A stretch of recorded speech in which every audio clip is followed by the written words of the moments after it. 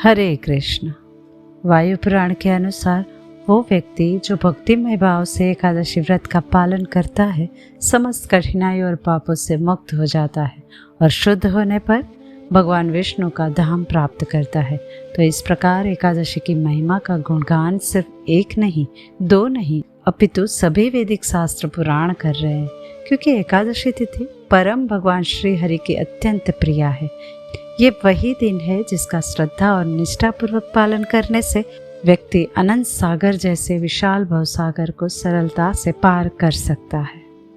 गर्ग संहिता में नारद मुनि कहते हैं, हे गोपियों, जैसे नागों में शेष, पक्षियों में गरुड़, देवताओं में विष्णु, वर्णों में ब्राह्मण, वृक्षों में पीपल तथा पत्रों में तुलसी दल सबसे श्रेष्ठ है, उसी प्रकार व्रतों में एकादशी तिथि सर्वोत्तम है। तो चलिए आज हम श्रवण करते हैं एक ऐसी एकादशी कथा जिसका गुणगान करते हुए भगवान श्री कृष्ण स्वयं उसकी व्रत विधि बता रहे हैं। और इतना ही नहीं, भगवान ये भी कहते हैं कि बड़ी बड़ी दक्षिणा वाले यज्ञों से भी मुझे उतना संतोष नहीं होता जितना एकादशी व्रत के अनुष्ठान से होता है। इसीलिए सर्वथा प्रयत्न करके एकादशी का व्रत करना चाहिए। तो चलिए आज हम पौष मास के कृष्ण पक्ष में आने वाली सफला एकादशी की कथा का श्रवण करते हैं। एक बार युधिष्ठिर महाराज ने भगवान श्री कृष्ण से पूछा, हे जनार्दन, पौष मास के कृष्ण पक्ष में कौन सी एकादशी होती है, उसका नाम क्या है और उसका पालन करने की व्रत विधि क्या है तथा इस पवित्र दिन के आराध्य देव कौन से हैं? कृपया इसका विस्तृत वर्णन मुझे कह सुनाइए। भगवान ने उत्तर देते हुए कहा, हे राजन, पौष मास के कृष्ण पक्ष में आने वाली एकादशी को सफला एकादशी कहा जाता है। इस दिन भगवान नारायण के विग्रह की पूजा अर्चना करनी चाहिए और ऋतु अनुसार फल फूल तथा धूप दीप अर्पण करके भगवान के सुंदर स्वरूप पे अपने मन को केंद्रित करना चाहिए। इस एकादशी के दिन नारियल के फल, सुपारी, बिचौरा, नींबू, अनार, आंवला, लौंग तथा बेर आदि फलों से देव देवेश्वर श्री हरि की पूजा करनी चाहिए। इस एकादशी को विशेष रूप से दीपदान करने का विधान है।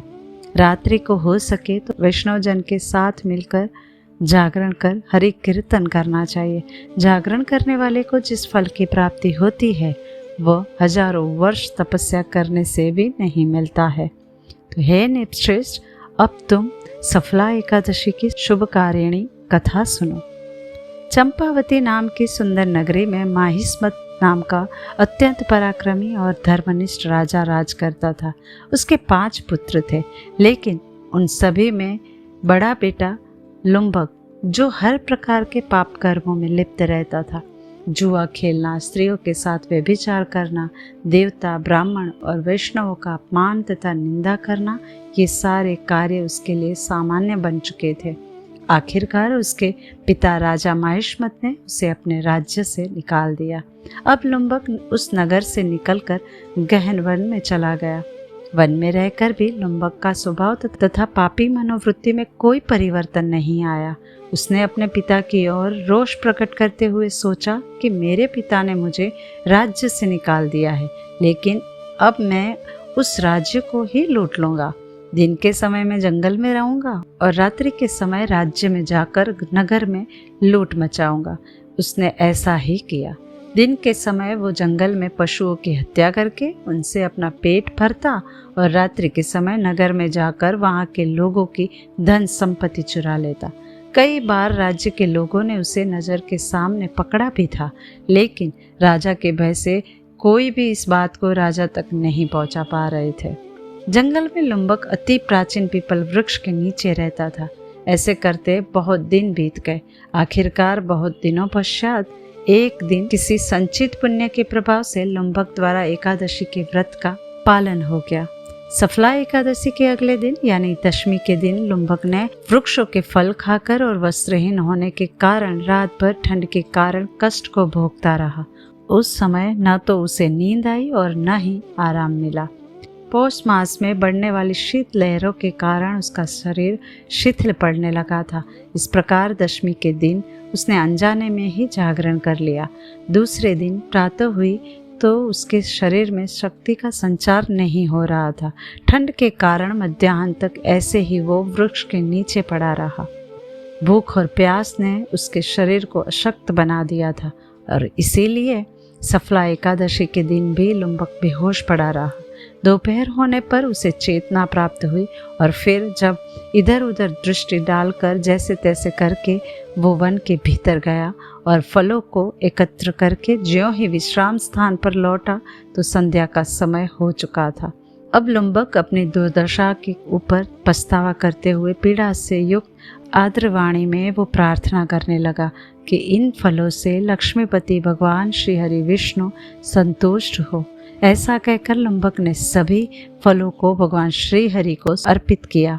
उस रात्रि भी ठंड के कारण वो सो नहीं पाया, लेकिन परम दयालु भगवान मधुसूदन इस प्रकार लुम्बक द्वारा अर्पित किए गए फलों से अत्यंत प्रसन्न हो गए, क्योंकि अनजाने में ही सही लेकिन लुम्बक ने सफला एकादशी व्रत का पालन किया था, भगवान को फल अर्पित किए थे और रात्रि को जागरण किया था।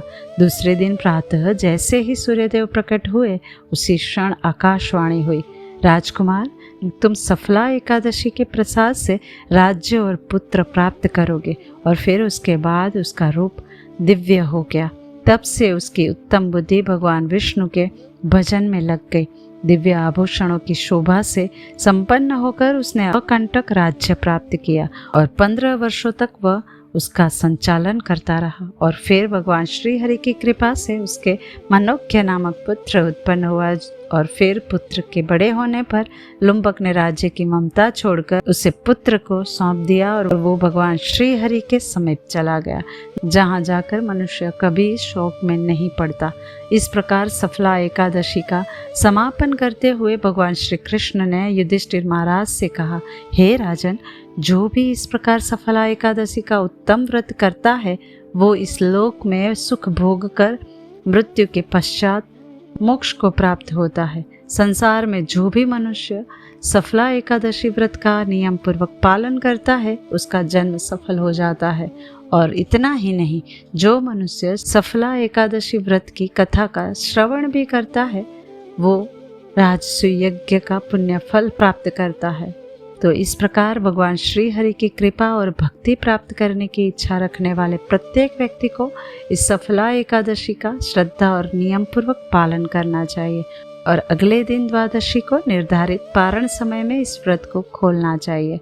अगर आपको ये एकादशी कथा अच्छी लगी है तो इसका लाभ आप अपने मित्रों तथा परिवारजनों को भी दीजिए।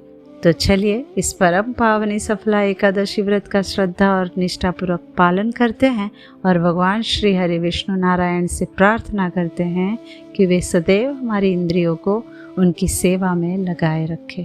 जय श्री लक्ष्मी नारायण।